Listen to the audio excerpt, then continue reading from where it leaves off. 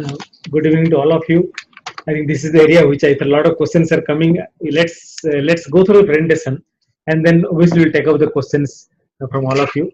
So today I will going to present pharmacological management of nicotine use or dependence. Okay, this is the usual slide. As I mentioned, these slides can be reproduced as a whole. Do acknowledge Nimans for the contribution, and any modification you drop an email to us. Again, we don't have any conflict to mention, but only think that the presentation is also based apart from book readings, and some part of clinical experiences are included in the presentation. I'll start with something empower. I think quite you may be familiar with this term. Empower is a WHO declaration to curb the tobacco across the world. Now you can see the mnemonics. M is for monetary use and prevention policies. Pre, protect people from tobacco smoke. O, offer help to quit tobacco. Warn about dangers of tobacco. Enforce ban and raise tax. Now, our job as a health professionals or clinician, probably the third one, where you offer the help to quit tobacco. Coming back to smoking. Smoking is most important source of preventable morbidity and premature mortality. It kills 5.4 million annually and 10% every minute. So obviously it's highly addictive. If you look at the effects of nicotine, it has definitely some positive effect so far as brain is concerned. Now what are the positive effects? It increases the arousal capacity of the brain. That's why often it's been told that nicotine or smoking is a great finisher. Somebody not able to finish a task and have a smoke, probably he feels more comfortable. It definitely relaxes the body. It enhances the concentration and also works as appetite suppression. Now, brain, what happens? It develops tolerance and withdrawal and makes it craving. So before we go to details about treatment of nicotine addiction, you need to know where it works. Basically, you need to know the targets of pharmacotherapy. Now, this is a basically nicotine acetylcholine receptor, where you can see 2 alpha 4 subunit and 3 beta 2 subunits. So this is the prime receptor which controls the release of dopamine in the brain. So nicotine comes and sticks to this receptor, which leads to activation of reward pathway and release of quite a gamut of chemicals: noradrenaline, acetylcholine, gamma aminobutyric acid, dopamine. And unfortunately or fortunately, this receptor is abundant in the brain. So obviously, this is a normal physiological receptor. Nicotine comes and sits in this site and releases the dopamine. You can see this photograph. So the N-nicotine acetylcholine receptor, that is NSCHR, which is expressed as a mesocortical-limbic pathway. That is a pathway, that reddish color pathway, which extends from the nucleus accumbens to ventral tegmental area, extending to the frontal area. This area also known as reward system. And the release of dopamine is associated with reward, pleasure, euphoria, and this is controlled by the stimulation of these nicotine acetylcholine receptors. So if you simplify further, somebody smokes, it goes to reward pathway, activates the tract between ventral tegmental area and nucleus accumbens, releases the dopamine, which goes to which creates a sense of euphoria and relaxation, and being linked to prefrontal cortex, the decision making that should I smoke or should not I use, should I use tobacco now or later, get impaired. So neurobiological basis of positive reinforcing effect of nicotine depends on nicotine binding on alpha 4 beta 2 acetylcholine receptor. That leads to release of dopamine in nucleus accumbens, and this leads to a sense of satisfaction, which is very commonly associated with tobacco use.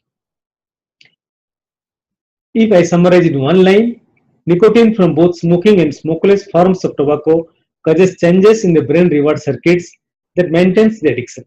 So the basic defect lies in the brain reward circuits. Now, because of this type of defect, a person when he wants to quit, he has to basically really struggle between withdrawal symptoms and craving.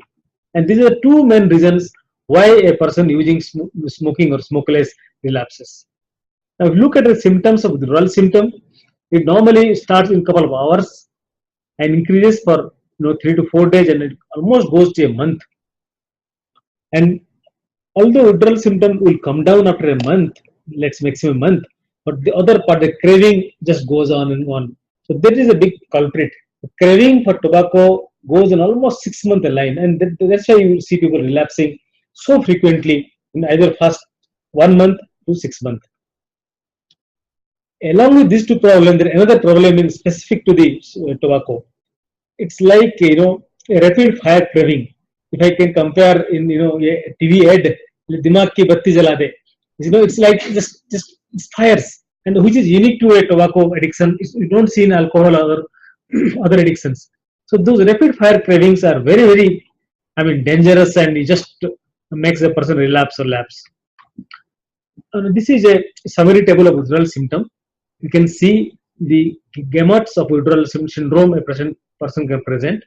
It can be irritable, frustration, anger, anxiety, sense of restlessness, difficulty in concentrating, sleep problem, and obviously a depressed or a dysphoric mood. So these are the withdrawal symptoms. Fortunately, all the symptoms can be controlled in, let's say, 4 weeks or with some treatment. So if you look at the barriers, first barrier is your withdrawal symptom, which happens in first at least a week to month. The most significant barrier, as mentioned, is craving. So withdrawal symptom and craving. So your treatment should target about these two symptoms. If we can handle these two symptoms, the chance of successful coming out of tobacco is very high. Now let's look at data about quitting. Now with self-quitting, 33% of smokers are abstinent for 2 days, and only 3 to 5% for 1 year, which is abysmally low. But at the same time, look at the pharmacotherapy last 5 years, 8 years, 10 years, what it did. It actually double or triple the chance of quitting across literature, across country. Also, don't undermine the willingness of the patient or client. All tobacco users, they do make quit attempts. You can see the case we discussed, who is a chronic smoker, still he tried to quit, but eventually 50% can quit. And most common reason, as I mentioned, stress relief and enjoyment, which makes them relapses. Now, why, in spite of knowing that pharmacotherapy can double or triple or can increase the chance of cessation to 50 to 70%, why not people are using pharmacotherapy? As I mentioning in the developed country also, the hardly 10% of people are getting the benefit of pharmacotherapy in spite of resources being available. In spite of this, most of the agents are over the counter. You can walk down to a pharmacy and get all the medicine. You don't need a prescription per se. But why is not working? Probably first point, I think limited availability of pharmacotherapy. At one point of time in our country, only gum was available and nothing else was available. And obviously, across the world, everything is available over the counter. Now, fortunately, things are better and we have more agents. Now, second point is very important: limited knowledge of pharmacotherapy. Along with knowledge comes experience or wisdom. Little experience of using proper pharmacotherapy. And the fourth point also is very interesting. Nothing works. Come on, this is smoking, so nothing will happen to this guy. Just quit. So therapeutic nihilism. And last part, obviously, that whether tobacco users want to use pharmacotherapy or not, that is one hesitation from their side. If I divide the pharmacotherapy into broad headings, these are two things. First one is nicotine replacement therapy, we call it NRT. We have gum, inhaler, lozenges, spray, patch. Now how it works? It supplies the nicotine but eliminates other harmful chemicals. Now you should always remember nicotine is clubbed with almost 4,000 carcinogenic chemicals which are actually deliberately put to make the delivery system faster. So at least here you are giving the pure nicotine. And what else happens? It decreases the intensity of craving and withdrawal symptom. I mentioned that craving and withdrawal symptoms are two major barrier of stopping alcohol, stopping nicotine, and probably it may provide similar effect in sense some degree of betterness in the mood. So non-nicotine therapy, we have varenicline, bupropion, nortriptyline, clonidine. There are many more. I thought keeping confined to these four. Now, how they work? They work in a central nervous system. I have spoken about the receptor. They actually work in the receptor level. I'll come back and speak in detail. Now, let's before we go, let's ask the question: does NRT work? Always a dilemma discussion among all of us. Does nicotine replacement therapy work? Till now, 132 randomized controlled trial has done across the world. 40,000, minimum 40,000. There must be plenty of open label trial and all. 40,000 participant has reported that NRT significantly increased the likelihood of tobacco cessation compared to placebo of the risk ratio of 1.58. Now, it may not be looking very great, 1.58 times, but again, looking at a huge public health problem where you don't have a very good pharmacotherapy available, the disease which is a combination of biology, environment, and other factors, this is a pretty acceptable number. Similarly, you can compare between gum and spray. The overall risk of long-term smoking abstinence with different forms of NRT varies from 1.43 to 2.2. So there is a, in one level 1.43 to as many as double. See, 2.2 means if you give a placebo versus a spray, the chance of person quitting tobacco is twice.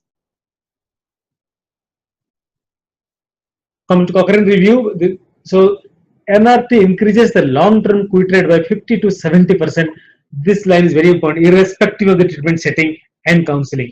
So it doesn't matter, you give intense counseling, brief advice, brief therapy, multiple sessions, single session, OPD patients, indoor patients, dental clinic, any clinic. If you use NRT, you have the chance of success of 50 to 70%. It's a Cochrane review, which is considered to be standard across the world. NRT users were twice as likely to remain off tobacco compared to NRT non-users 4 years after treatment. Again, these are the pointers that one should definitely go and give the NRT irrespective of the where he practices or what type of intervention he can do.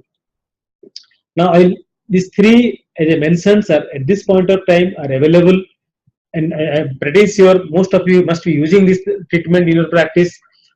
And of late, latest was PET-FETCH, which we have started using in our practice. One thing I want to emphasize, while using these agents, one should be very particular about this standard practice of using agent. One of the failure happens when you actually have not decided by yourself or not confident by yourself how to prescribe and how much to take. So that is one of the reasons of people relapsing. So gums are available 2 and 4 milligram. Unfortunately, 50% of gum is bioavailability. It means each person take 2 milligram of nicotine gum, only 1 milligram goes into the blood. But that is a limitation of our body system. Now, if somebody is low dependence, again there is no stringent criteria for low dependence. I'll come back and tell. But if clinically feel is low dependence, you start with 2 milligram. High dependent 4 milligram. Now, what is the practice? You advise first to stop all tobacco products. Now, this is the standard advice. You start with 1 gum every 1 to 2 hours for the first 6 weeks, then taper down slowly.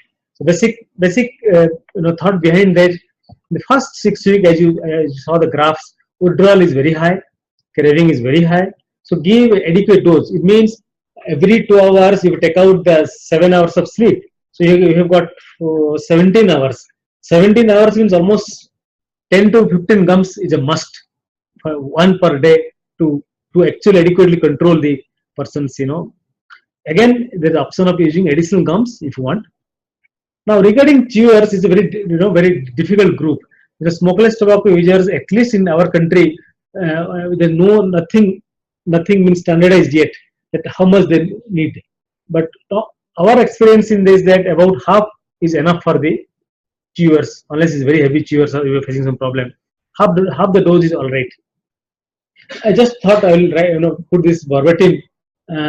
When you persuade a person to start gum, nicotine gums are effective in helping you to deal with withdrawal. I recommend that you use 2 or 4 milligram as per your decision. To start with, you can use one gum every 1 or 2 hours of the day, and in between whenever you have urge. And you can then tell this is how you should use it. I think, as all of us know, it's chew and park method. I deliberately highlighting these points because this is where we all go wrong. First step, continue chewing the gum till you get a pippery test. Takes around 5 minutes. Stop chewing, keep in between the gum and cheek. Give around 10 minutes time so that nicotine from the gums gets absorbed. Can shift to other side to the mouth and chew slowly, and continue this till next half an hour to 45 minutes till the pippery test stops. So this is the standard advice for anybody who is studying the gum. Again, tell them to avoid cold drink, juice and all for at least 10-15 minutes before after. I mean, it's not a contraindication, but it's advisable.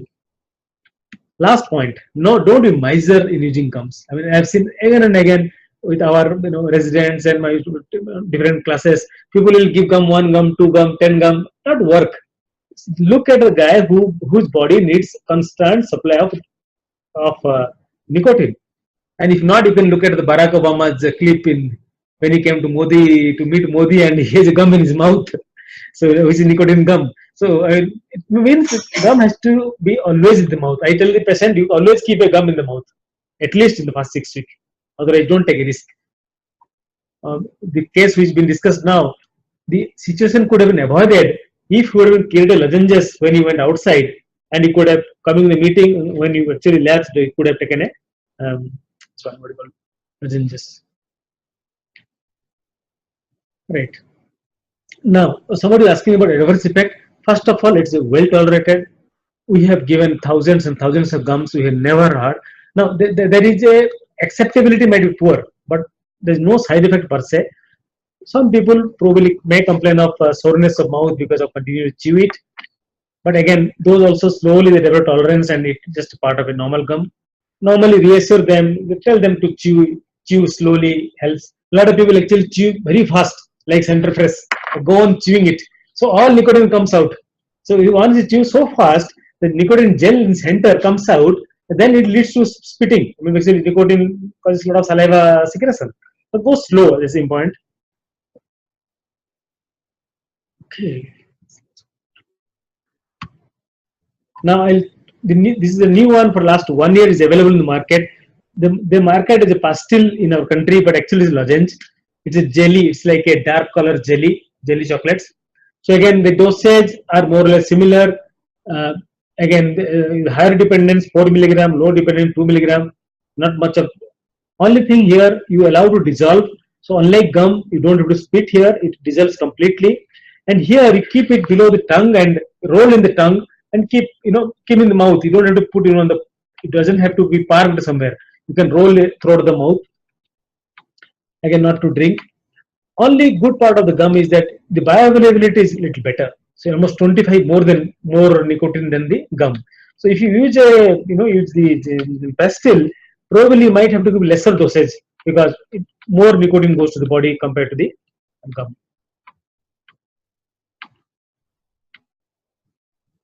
Now, this is the third one. I thought this is the latest one. Now, the advantage of nicotine patch is there is simple to use and better compliance because one patch has to be used per day. The slow and sustained delivery of nicotine. Nicotine levels are typically half those obtained by smoking. Now, this may be issue. I mean, we have a couple of percent we are struggling with this part. In spite of using a gum patch, the still complaints of craving in between, and then at that point of time we have to supplement with the with the gum or lozenges. At this point of time in our country, there are three strengths are available: 7 milligram, 14 milligram, and 21 milligram. You can get a chemist shop. Now, normally you start from 7 milligram per day, then you can increase to 14 milligram. But if the dependence is very severe, you can definitely start higher doses, that is 14 milligram patch per day, and can go to 20 milligram. I mean, in our experience, I don't think we get good result in 7 milligram till now, correct? Most of our clients actually require 14 to 21. I mean, we hardly get 7 milligram. Probably 7 milligram is useful in titrating down rather than titrating up. So when you're titrating down, that time 7 milligram patch will be more beneficial. But we have not yet titrated anybody down yet to do it. Once it done, once daily usage, uh, there is no major effect, side effect. I mean, the cases where you have used, it didn't find any problem. Yeah, breakthrough craving, you might have to add on with something else. This is a small picture where I think I thought of showing you where to use patch. You can see that first one, left one. This is actually the instruction sheet inside the, inside the nicotine patch. You can see that also. Basically, non-hairy part. It has to be any place. And this case, which actually printed last time, where this gentleman is using a patch in the left, chest area, and this was actually 21 milligram patch. It's almost like transparent, cover, transparent polythene. Right. Now the question is, what time we should use the patch? Is it day or night? Now there are a lot of debate on that. Some people tell that night they might be insomnia. Some people tell day, but normally we advise to use throughout the day, and night being the sleeping period. Don't worry, but if person can continue, he can continue throughout day and night, not issue at all. So it's not contraindication to use. Inhaler, I'll just touch on this. This may be available very soon in next 6 to 8 months by multinational companies in India. Only good part of inhaler is like a smoking. So we have like hand to mouth ritual, which you get in smoking. Each cartridge contains 10 milligram nicotine, and 4 milligram is delivered and 2 milligram absorbed. Again, 6 to 16 cartridges for 12 weeks and taper down. Again, results looks better than placebo. Nasal spray, it has, as being in the name, it has to be given through the nose. One spray of equal to 0.5 milligram of nicotine per nostril. Blood nicotine level peaks within 5 to 10 minutes. It can start with low dose and higher dose and can decrease later part. Now, only advantage of the spray, the highly dependent smokers benefit more than the spray. I'll come a graph where you can see the spray, the peak in the spray, peak value of nicotine in the spray is much higher than the other things. And this is the graph. So you can see here comparison with the cigarette, patch, gum, and spray. Now look at the cigarette. Obviously, as expected, there is a rapid peak. That is the blue color and trough. Which is similar to the light blue in nasal spray, where you are getting not as a high peak, but definitely there is a peak and coming down.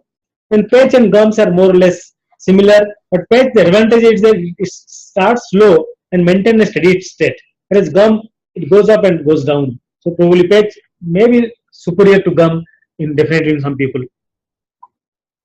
Now here is just to depict how NRT works here. So in a person who is smoking, he passes through repeated peaks and troughs. You can see the pink color, and the NRT able to try to maintain the nicotine level in the blood and preventing these troughs and peaks. If I can summary, this is a summary slide of the gum and patch. The slides will be available. You can definitely look at the resources are standard resources.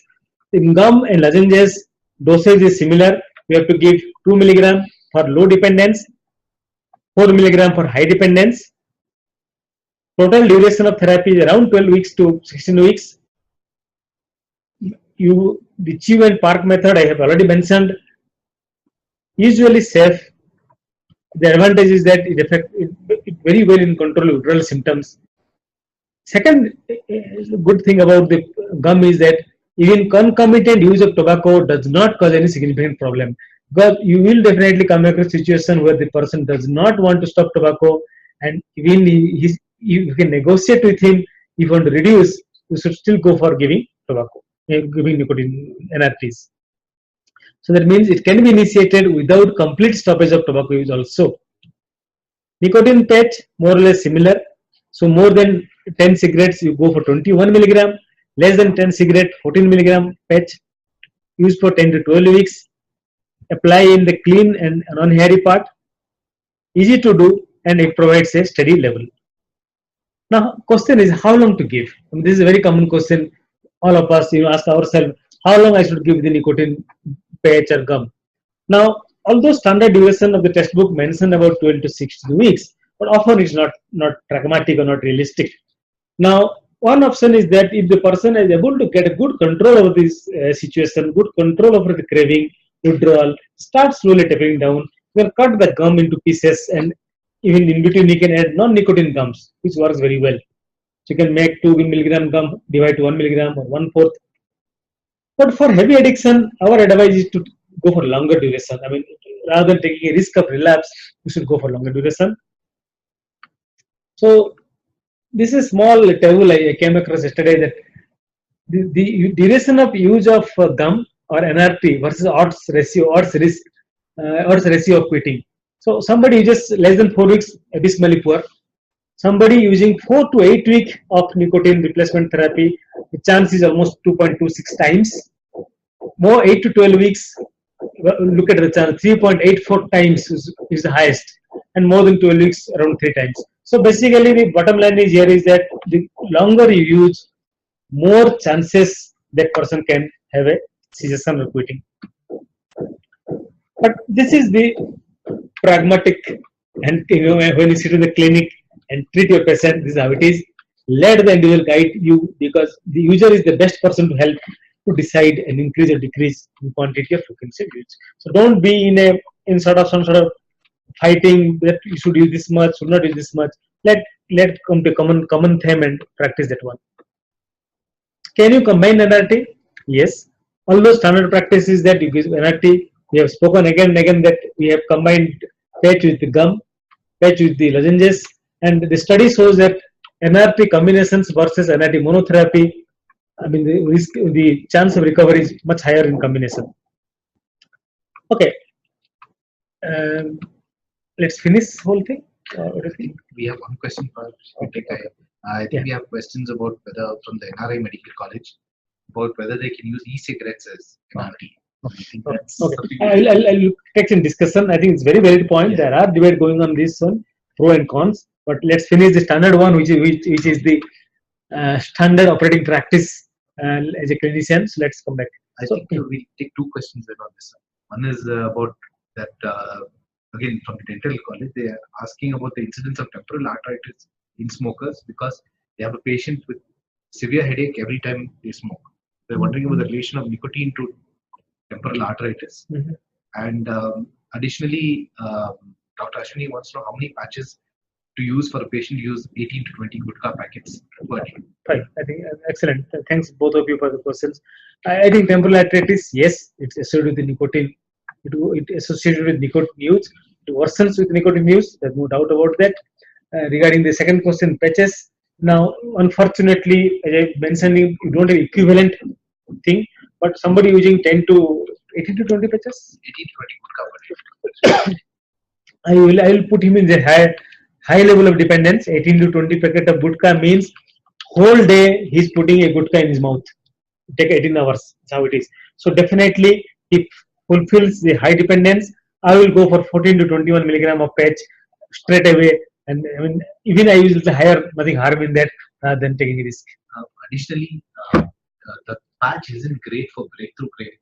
So for somebody with this much of a high use, you might want to consider using both the patch along with breakthrough, either pastilles or gums for breakthrough craving. And also pharmacotherapy.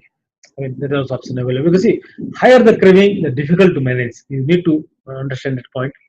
Now, I will speak specifically this agent, which is more scientifically proven and definitely has been great use. So this group of molecule is known as PNRA, partial nicotinic receptor agonist. I mentioned there alpha 4 beta 2 nicotine acetylcholine receptor agonist. There are 3 agents available. At least varenicline and cytisins are available. Dinaclin is not available. It's been out of the trial. But varenicline and cytisins are available. Cytisins are available online in some in our country also, but is not yet approved. There's a story behind that. Sometime we'll discuss, or in discussion we'll tell how drug company do manipulate, and I do not call manipulate, how they take the molecule and market, and it's like marketing water. So we'll come back and speak about that little later.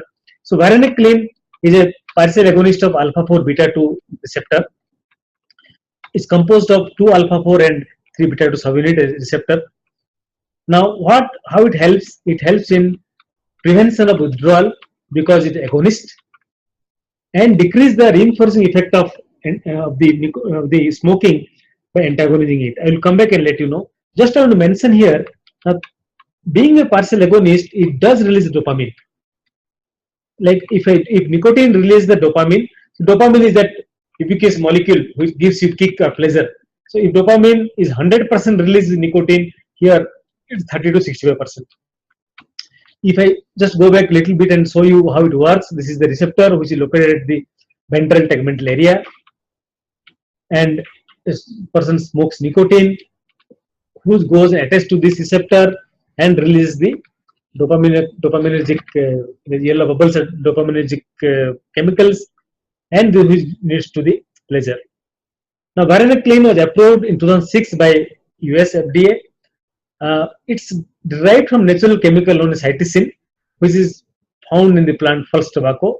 Unfortunately, cytisine, a plant product, has been being used by a lot of European, East European countries for years together. I mean, so and so that anybody want to like herbal therapy, anybody at the family smoking tobacco, they'll go and give. Why don't you take a cytisine plant? It's plant leaves. Now, because it has been used by Eastern Europe, where language there's no English is not a major language, so a lot of research papers has been not been published. And after knowing that a multinational company look at the cytisine architecture in the lab, and then from the cytisine they derived the molecule varenicline. So but actually cytisine is almost free. I'm looking at it's the brand name is Tabex, Tabex. Tabex is the brand name, and I look at the cost online. It's hardly must be 10 rupees, less than that. Whereas the varenicline is expensive. Okay. Now how it works? Now look at this diagram where this alpha 4 beta 2 receptor is there, and this is nicotine. In normal circumstance, when a person uses tobacco, nicotine comes, sits over the alpha 4 beta 2 receptor and stimulate the reward pathway. Now, in case he is on varenicline, that's V, varenicline takes precedence and sits on that receptor and does not allow nicotine to come close to the receptor. Doesn't allow space for nicotine to sit on the receptor. So what it does then means, if you take a nicotine, there is a full agonist, whereas the varenicline is partial agonist. So it stops withdrawal symptom because it's not antagonist. So it releases some dopamine. Also, it decreases craving because being agonist, it has similar effect as nicotine. Whereas now, if that person who is on varenicline smokes or uses tobacco, the receptor is not vacant. The receptor is occupied by the varenicline. So the pleasurable effect of natural nicotine he cannot achieve because that place is already blocked. So then it blocks the pleasurable effect of the nicotine. If I summarize, being a partial agonist, varenicline stops the craving and withdrawal symptom, as well as blocks the reward of any externally taken nicotine or tobacco by the smoking or chewing tobacco. So this is how it works. Now it's a pretty decent drug. I mean, look at the bioavailability, more than 90%. So compared to the other drugs, 50% now. And also, best part is that it's not affected by food or time of dosing. So you can ask person anytime he can take. A good absorption can be taken with or without food, so no problem. It follows a linear pharmacokinetic property. It means you can predict the blood level of varenicline with the dosage, and it's standard across all population. So don't worry about that. Some people have higher metabolism, less metabolism. Protein binding is low, so drug interaction is less. That means even if a person is taking other drugs, definitely there's no contraindication. You can start the drug. Renal excretion is unchanged, and obviously it means those who have renal impairment, you need to adjust the dose. Otherwise, it's a very safe. Basically, the bottom line is that this is one of the very safe molecule, can be used and should be used more commonly by all of us. This is a dosage of the varenicline. First 1 to 3 days, 0.5 milligram morning time, 4 to 7 days, 0.5 BD, then 1 milligram BD. This is starter pack. You continue for 2 weeks. So the starter pack is for 2 weeks. Then you have continuation pack for next almost 3 months or 10 weeks basically. So the general rule is that give it for at least 3 months, give a complete course 12 weeks to get a best result. Now you have to prescribe it. Any of you, any practitioner can prescribe the medicine. There's no, it's not a scheduled drug. So like other antibiotic, other medicine you prescribe, can prescribe it. It is not usually recommended along with NRT because being a nicotine agonist properties, it occupies the receptor already, so may not work. But there are recent literature telling that in case of breakthrough craving, you can combine with gum or patches. But in standard practices, try not to give only varenicline. Now let's look at the efficacy. Till now we have 15 randomized control trial which have almost 6,000 people, and it had been found as effective for smoking. Continued or sustained abstinence at 6 months or longer, the odds ratio is almost twice, 2 to 3 times. This is very interesting. Among Asian population like China, India, Philippines, Korea, they found much larger effect, like 46.4% in a placebo control study by Wang et al. So it looks very good. Now there is some concern about safety profile, but generally is very safe. Some people do complain nausea, but for our practice very less. Now in 2008 there is a black box warning given by FDA that it may worsen the behavioral change, agitation, or depressed mood and suicidal ideation. But a recent meta-analysis consists of 40,000 odd patients who are on varenicline, and post-marketing surveillance did not support this hypothesis. And again, in our practice also, we hardly, at least I don't remember any case where a person developed this illness, and that too we prescribe to the people who are actually suffering from psychiatric illness because in our setting. But still, it's very important, if you are starting, do basically regulate the mood symptom, check about the mood symptom, especially if there is a depression or suicide in the family. I'll briefly talk about this part. This antidepressant, one is bupropion. Now this is an atypical antidepressant and has been one of the time tested drug for a long time. Start with 150 milligram per day, increase to around 300 milligram with time. Again, same duration is around 12 weeks. Now if around 6 to 7 weeks not working, you should discontinue. Now one of the major problem with bupropion is the side effects are not very good, so a lot of people doesn't want to take it, and obviously those who have a history of epilepsy or seizure, it is contraindicated. Now efficacy is almost twice compared to placebo, and higher the dose, better it works. Also you can combine with one of the NRT, which found to be more efficacious than giving single agent. Now two other agents who I spoke who are actually with studies has been done and very effective and very cheaper agents. Nortriptyline, primarily antidepressant. 6-RCT has shown evidence. Now side effects like dry mouth, postural fall of BP, sedation. So there are some contraindications, so you need to be careful when using. Clonidine, as Dr. Lekhan was speaking at that point of time, this is an alpha-2 agonist. It's actually an antihypertensive, but the meta-analysis shows that odds ratio is twice, which is almost equivalent to nicotine gum and other agents. But unfortunately, postural fall of BP has to be monitored. But if you can monitor properly, this agent can be tried. Dosage comes in microgram basically, so it's a 0.2 milligram to 0.4 milligram per day. But it's very cheap agent and it should be used by. If I come to the last couple of slides, the key recommendation in using pharmacotherapy: intervention that combine pharmacotherapy and behavioral support increases smoking cessation success compared to minimal intervention or usual care. Pharmacotherapy for tobacco dependence treatment is safe and effective. As I have mentioned again and again, it increases chance of quitting. NRT is very safe and should be offered to all patients, but in a proper dosage and duration. As I mentioned before, the effectiveness of NRT is largely independent of intensity or additional support provided to the individual. So that again means that wherever you are, whichever setting you are, you should definitely go for NRT. Combination of multiple NRT increases the smoking abstinence this is very important. Now, you should definitely consider treatment even if the person is not willing to stop very firmly at that point of time. Bupropion and nortriptyline are effective agents for CSM. Now, varenicline is the most effective agent at this point of time available in the market for smoking cessation. 1.5 times more than bupropion and twice more than NRT. So it again depicts how effective it is. There is a concern regarding varenicline association with neuropsychiatric behavioral changes, but this should not be a reason to not to write. Only to be cautious.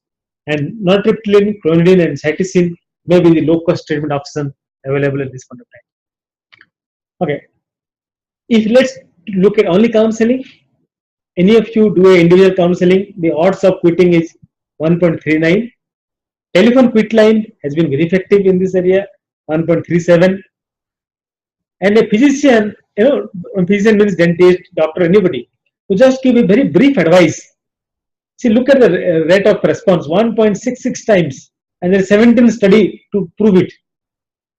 And brief counseling, which obviously brief advice probably will be take 1 or 2 minutes. Brief counseling takes little more than 10-15 minutes. Is little higher. So what I'm trying to tell you is that anybody come to you, don't leave him. If you have time constraint, give brief advice. Little more time, give brief counseling. Now, if as I mentioned, you should definitely use one of those. You can see the strength of evidence means how strong it is with meta-analysis, RCTs and all. Hence, everything is A. Any NRT, the chance of quitting increases almost 1.5 times. You can see gum, pets, spray, lozenges. Bupropion 1.69, varenicline 2.27, and nortriptyline 2.03 and 1.63. So this basically shows the effectiveness of pharmacotherapy in the management of patients. Now, how you decide? Now, there is no stringent criteria to decide what to give, but this is a blind rule. Now, somebody using nicotine within 30 minutes or using more than 20 BD cigarette gutka or score higher than 6, he needs can be classified as a high dependence. So, as you discussed before, high dependence needs more than 20 gums or things. So, similarly, pharmacotherapy should be strongly recommended. All persons with severe dependence, again, it's a clinical decision. You decide. You ask him, do you think craving is very significant? Are you using a lot of tobacco? Also, tobacco users with multiple failed attempts, and those users who are not able to be abstain, even the low users, with only brief intervention. Other indications like adverse effect, medical contraindication, psychiatric comorbidity, concurrent medicine, cost, those are important. But with the available pharmacological agents, almost all are very friendly and very, without any major concern. Okay, so this is a 5A, which I thought last part of my slide. Ask, assess, advise, assist. So pharmacotherapy comes in assist.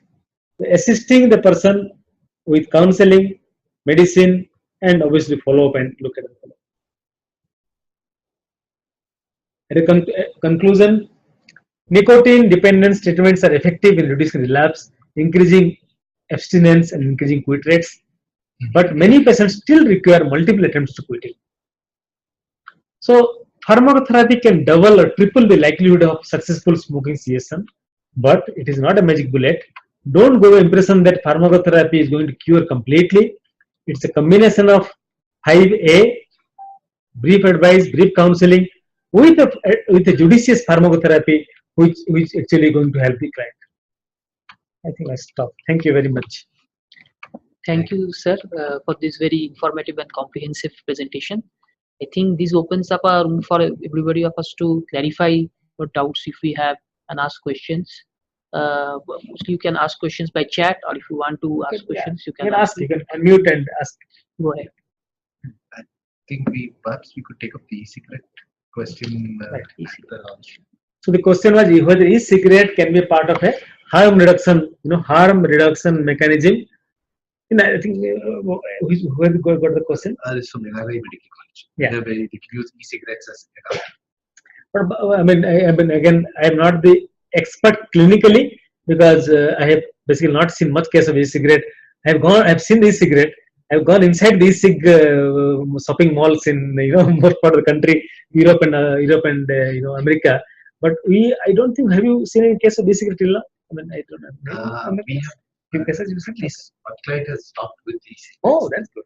No, I think this debate has been very prominent now. See, when it started, e-cig, people are very skeptical. No, it's not good, and this and all. But if you see latest, I think 2015 JAMA or somewhere I just read recently, there are actually serious talk. Can e-cig be a harm reduction for very highly dependent? Because the advantage in e-cig that talking about, it gives the pure nicotine, which is like nicotine gum and its lozenges. So that is advantage. But I think, I mean, just one or two report has come up recently. I think one study has come in addiction, or this year addiction has come up, where they found that highly dependent people can get benefit with e-cig is a hybrid strategy. But anybody can. It's open for anybody who comments from any our participants.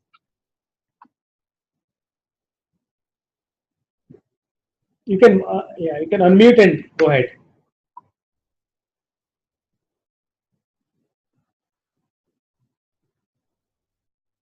Dr. Anand has a comment. He says that CBT helps in the management of stress and anxiety, and craving can help in controlling.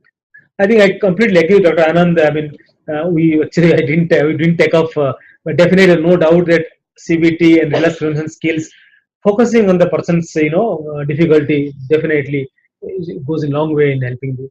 No doubt about it. Just to come back to the e-cigarette point, I think one thing that we probably should keep in mind with the e-cigarette is that the WHO has not recommended e-cigarettes as a form of NRT currently because the long-term effects aren't. That's been one of the biggest factors in which people. Some of the other problems that people have had with the e-cigarette has been that whether it acts as the new gateway to smoking as well as other drugs because of its availability in supermarkets and availability to teenagers and adolescents. Whether the first use of nicotine occurs earlier or not, but those are more policy level issues than anything. But in terms of actually prescribing them, the questions have been about the use of the formulation for delivering the e-cigarette. For example, when you deliver the liquid containing nicotine, there have been questions about whether existing of formalin, for example, has been could have long-term side effects either on lung or in terms of locally in the mouth over time. And those questions haven't been answered yet. So that's why there is no recommendation yet on the e-cigarette. Though there have been some reports in addiction and JAMA, etc., that there have been some efficacy in terms of e-cigarettes, comparable even sometimes to spray, better than patch as well. I think one thing probably, I mean, I don't know whether any of you experienced of using cytisine. Any of you have started using cytisine by any chance? Because it's being around in the sense, not officially, but definitely because it is too old molecule to pass through FDA and all sort of what you call different classification. But in case the reason I'm telling it's very cheap. I mean, there is that appeals to me a lot. I mean, I don't know whether you know the cost of Varenicline. I think 1 month, how much? 3,000? 3,000 rupees a month. Less now, okay. Which obviously in our country, our people who we see impossible, and this is the exact derivative of cytisine, which is almost free. Actually, cytisine in the European country is free. You can just plant. So there is one debate in the Tobacco Journal last year where the people very strongly wrote about the Pfizer, which produces Varenicline, and how they could have done much better job getting more people under the rubric. I mean, you make drugs so expensive. A smoker cannot or can never able to afford the drug, and you wait for cytisine to go through the trials and come to market. You lose so many people dying in the whole thing. I mean, I think one question we can probably take up is from Dr. Shobha Shah, who says that she's working with an adolescent age group and chewing tobacco is common. And what's your advice for quitting tobacco? Will gums be useful? I guess there's an additional question: is in adolescent age group, what is the recommendations for? Anybody want to take up this question and Dr. Shobha's question? I think very pertinent question. Adolescent, a vulnerable group, difficult group. Any advice? How she will help the? You can unmute and go ahead, sir. We want your advice. We are not expert. I mean, we ourselves has limited experience.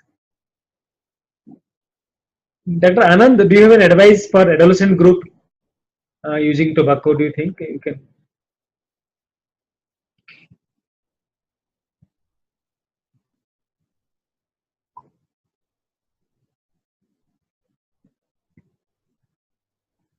Dr. Anand, you can go ahead.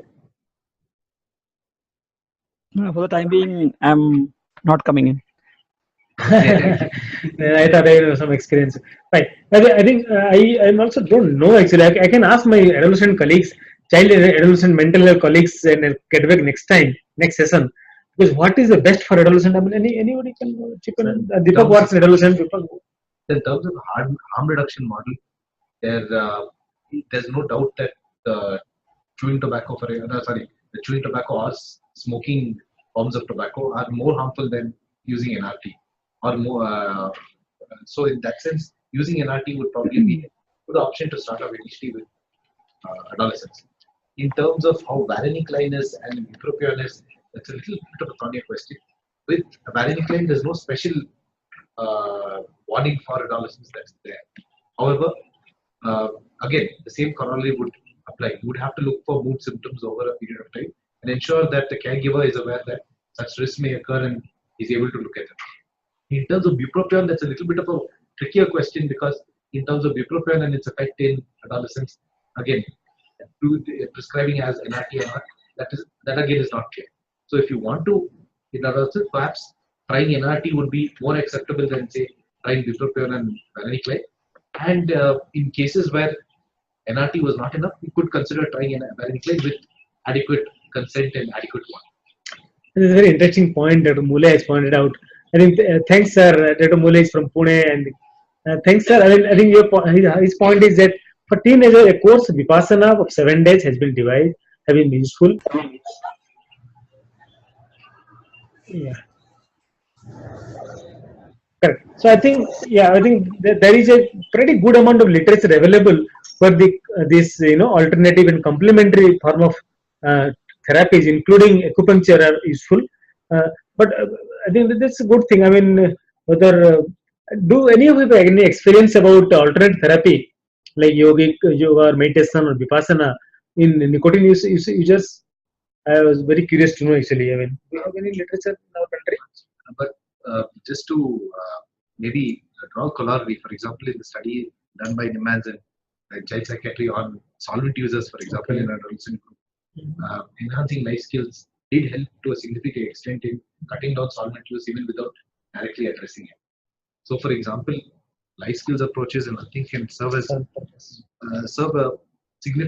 a significant role in helping cut down. Especially the teenagers themselves are motivated to it. I think that Asin's point is very important that when you work in a group, like it is mentioned, like a play therapy or group therapy in adolescent, definitely helpful. Yeah, but let's go. I mean, let's go back and search. Do you have any specific? Let me search next time. I can come back with this question that whether actually something is really been tested. Adolescent. Another question again is from Dr. Ashwini about what is the best choice for community centers. Basically, she's saying for an OPD only setting, which is the form of cessation you would recommend with the least side effects. The OPD based therapy? For an OPD based setting where inpatient admission is not possible, which are what form of treatment would you recommend? Inpatient or outpatient. Her setting is an outpatient setting in a community. What is the form of treatment she should be able to prescribe without any fear? I think, first of all, I think as you mentioning, you need to take a call whether you need to give pharmacotherapy or not. Now, the blind rule is that if you feel person's addiction is very severe, please go for pharmacotherapy. I can see nicotine gum, patch, and lozenges all are over the counter. It means they're so safe that anybody can use. So I think you can go for any three of that. Medicine also can go, but I think the medicines need little supervision and cautiousness. Even we also use very less pharmacotherapy and tablets. Only when there is a failure in the first line, or person is under supervision. So if in OPD based, I will definitely NRT, nicotine replacement therapy, you should go ahead and do it. Dr. Saurabh also, just to add on to this point, says that there's been a recommendation for adults in smoking must include both primary prevention and cessation, and that bupropion NRT, including all things, have been studied to a limited extent, and should be individualized and combined with psychosocial behavior. That's right. I think absolutely, but that should not undermine of, should not pull you down of using NRT. This is the biggest challenge in our country we faced for last so many years. The reluctance of the therapist to write pharmacotherapy. So that I think basically, if you ask me, the take-home point of whole thing, one should not be reluctant to use. Then obviously you use judiciously and condition, but don't be reluctant to use. Where there is need of use, you should definitely use it. Let me go that slide. One more question, which is an interesting one again. That Dr. Neha Lodha wants to know if, I assume psychologists, could they prescribe cytosine or varenicline? No, at this point of time, both are on prescription only. They are not over the counter. And it's not that you cannot prescribe, but they need some supervision, particularly varenicline. Definitely, prescribed medicines should not be encouraged. But again, once you prescribe, each person need to monitor. For example, when I start varenicline or we start varenicline, we actually call him every almost a day or 2-day interval. We take a detailed history. Then it is a process. I will discourage you to use. I would like to add to it. I'm Lekhansh. Actually, FDA in 2013 gave an advisory about varenicline, which is sub judice right now. I mean, sub judice as in the jury is out for it. It said there is increased incidence of mistakes while handling machinery. That is one. And perhaps some amount of increased acute cardiac events. But then the sample which has been studied post-market till now is not the strength is not good enough to substantiate or to refute it. So probably there's more to varenicline which might come up eventually. I think I completely agree with this cardiac event. I deliberately didn't present. See, look at this tech involved in varenicline molecule itself. It's a high cost molecule for a public health problem.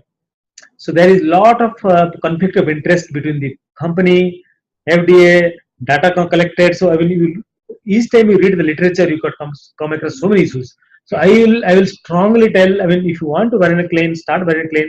Take help of a psychiatrist or chest physicians or cardiologists who are writing varenicline and they've seen the patient. It's a good drug, but it has to be cautious in using. It should not be counterproductive. That's all. Dr. Sultana also asks if we can combine NRT and non-nicotine drugs. Yes, and how best to combine. Yeah, the best combination which you used before varenicline came to market is bupropion plus gum, bupropion plus patch, clonidine plus gum, clonidine plus patch, nortriptyline plus gum plus patch. So I think you can definitely combine. There's no doubt about that. But again, whether to combine it at the beginning or at the course of the treatment, that decision you have to take as per the patient condition. So somebody who is severely addicted and you want to start bupropion, then you start both. Start bupropion 2 weeks before quit that, add on the gum after 2 weeks. One additional thing probably should know is that in terms of availability of gums, 2 mg gums is quite widely available. Yes, over the counter. Right? Over the counter. Yes. However, if you're trying for the 4 mg gums, sometimes there you might actually require a prescription to actually access them, because those aren't available over the counter. So if you're going to prescribe to somebody 4 mg gums, they need an actual prescription from a doctor. If you're going to use 2 mg gums, you might have to use more gums to achieve the same effect. Any experience on using lozenges or patch you want to share? You can unmute yourselves and go ahead. Yeah, you can unmute and please let us know.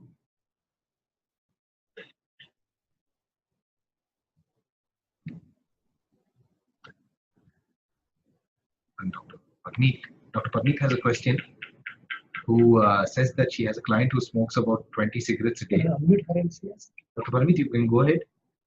Dr. Parneet, you can unmute and it will be audible to all the participants and so that you can have a better inputs. I've unmuted you. Yes, sir. Thank you. Can you hear me? Yeah. Yes, I have a client who smokes about 20 cigarettes a day, and she's also mentioned the hand-to-mouth ritual that you spoke on. Mm-hmm. And she also frequently makes use of alcohol. She says that as it helps her relieve stress and things like that. But that's not what she wants to work on. She wants to work on reducing the use of cigarettes, but also acknowledges the fact that she probably enjoys it and doesn't want to stop it completely. Maybe bring it down to 2 cigarettes a day or maybe one a day. So how do you suggest that I go about working with it?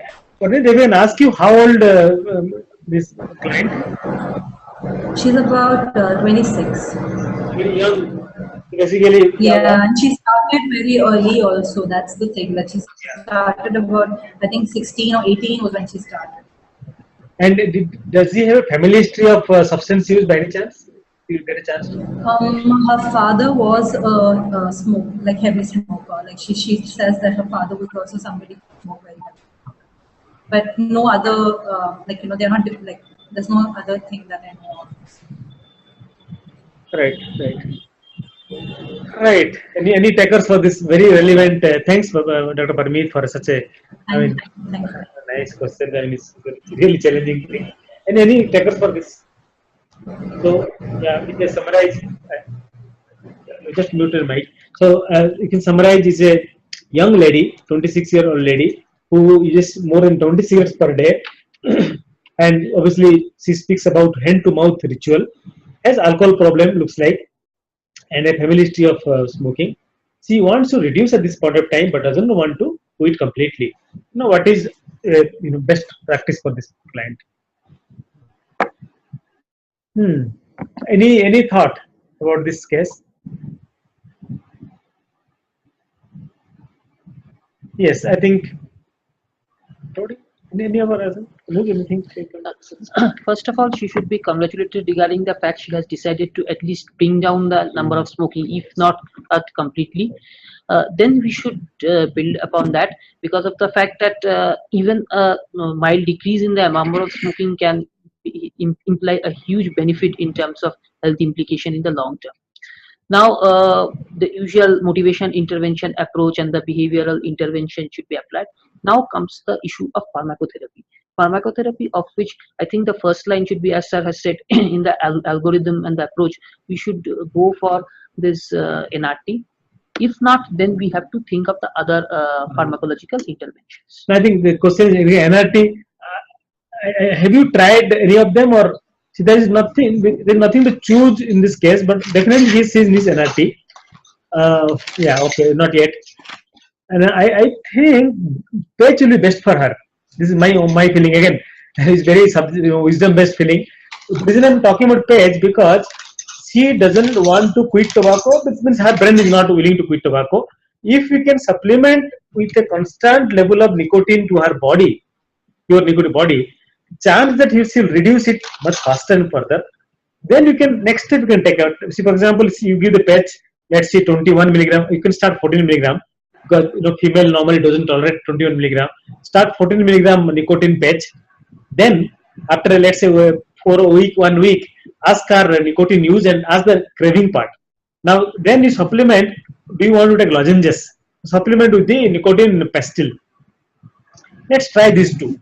If it doesn't work out, then you can think of using other pharmacological agent. But I think it will be nice. You can, probably after 2 weeks, you can just give a feedback to us. We also want to know, this area we also don't know what is happening. After 2 weeks, you can get back and let us know what happened. Nice.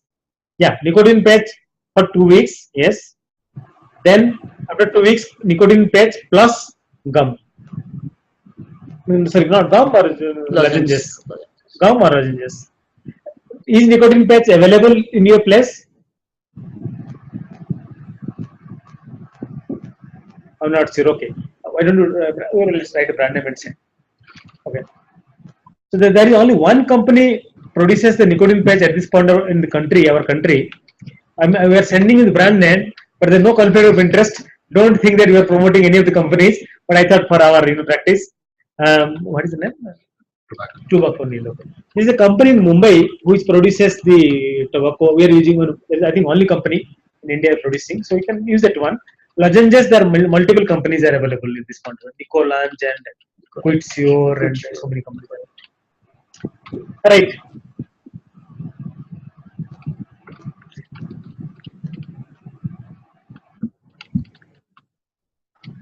Any other questions or suggestions?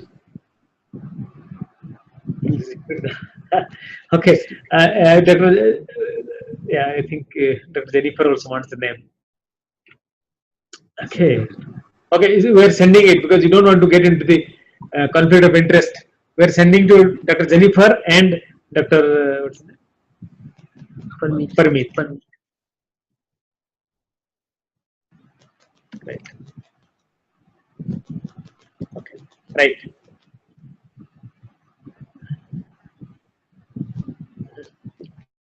Any other comments from other? I think. Kolol, your question I forgot. Dr. Kolol, can you just go ahead again? I didn't. So I wanted to know whether there were any food allergy if you use any pastils or any lozenges. If there are any food allergy, because the symptoms are quite same as hiccups or any allergies, the skin irritation. So that are the similar symptoms what we see. So that time we don't know whether it is due to the pastils provided or is it due to the nicotine or any other substance. Then I think the hiccups is because of nicotine. See, nicotine cause contraction of smooth muscles. So hiccups nicotine is not related to any allergic and all. Okay. At least what my knowledge, there is nothing, no contraindication or like nothing allergic is available when reported at least. But these are all local effects, and so one way to decrease hiccups is to ask them to take slowly, but take half. Sometimes I tell them to make 2 milligram half. Because see, what actually also happens, you realize when nicotine patch or nicotine gum goes to body, fast metabolism, and the cytochromal system is very active, and it varies from the different groups. And often you realize that the cytochromal system can decrease or increase the blood level of free nicotine. So making it half also works. Any suggestion? In terms of the gums and the lozenges, swallowing tends to make people have hiccups or a burning sensation in the throat. This could also be because though the instructions say chew for 5 minutes, because 5 minutes is a little long. Quite long. Yeah, but sometimes people actually report that the peppery taste starts within 2 or 3 chews, sometimes more than 5 minutes. So when somebody's chewed for 5 minutes, what can happen is that they've actually had a large amount of release of nicotine, and nicotine itself is a salivary stimulator. So what you then have is that you have a large amount of nicotine containing saliva in your mouth, then you have to either swallow it or spit it out because you can't really talk otherwise. So in that case, just changing the way the person uses the tobacco gum might actually help with avoiding it. But these aren't allergies. Hiccups is not an allergic phenomenon. There can be local irritation with the patch. That is a known thing. Again, that's not a systemic allergy, that's local irritation. If that's happening with the patch, then you'll have to switch to another form of NRT or try a different site. But in terms of congeal causing allergies, offhand I'm not too aware of what the exact side effects are. There are people who had it. Nicotex, the contents is a peppermint covering. Ulacrylex, which does not get absorbed, is only there for the binding, and gum arabica. And the sweetening agent used is aspartame. So for some rare cases of PKU, phenylketonuria, probably it might not be the best. That is the only thing in which Nicotex 4 can land you in trouble with. And in terms of gums itself, for example, nicotine itself, when the person's been smoking already, they're not going to have an allergic reaction to nicotine. So if at all you're having any particular side effect or an allergy, it's probably to a congener. And if that is so, then changing the form of NRT may actually help. Or switching, say, for example, if you found an oral form of NRT has an allergy, switching to a patch may actually help because of the different delivery and different congeners. If there are no other questions or comments, I think, big bags. You want to take it up? Yeah. No, I think, I only spoke about the vaccine. Now, the current start of vaccine is that the phase 3 trial has been aborted, has been not continuing, but there are chances it will coming back again. If it comes, I will definitely let you know we're tracking on this information, and basically what is we have spoke last session about the vaccine, known as nicotine vaccine. What does it mean is that you create enough antibody in the person's inside the person. So if he smokes a external smoking agent, those nicotine are not gone inside the body because they're being trapped by these antibodies. So there is a mechanism of Nivax, but I don't think we have very soon. I know it might take some time to look at the future of this one, but I think let's see how it works out. Okay, should we stop? I think we have a question. Okay, I think let's stop here. Thanks to all of you. I just want to make a small announcement that next time session is a panel discussion. We have got a panelist, a chest physician, we got a dentist, we got a policy maker who works for what you call tobacco control, National Tobacco Control Program, and Dr. Pratima Murthy, who is one of the authority in the tobacco CSN program. So the 4 or 5 panel, we are trying to get a cardiologist, but still struggling to get his time to get it here. And so we have a panel of people who will speak about what they think in their perspective, and there will be interaction regarding policy level, regarding non-communicable disease, and psychological health and dentist perspective. So please join and participate in the panel discussion. And thanks to all of you. Thanks here.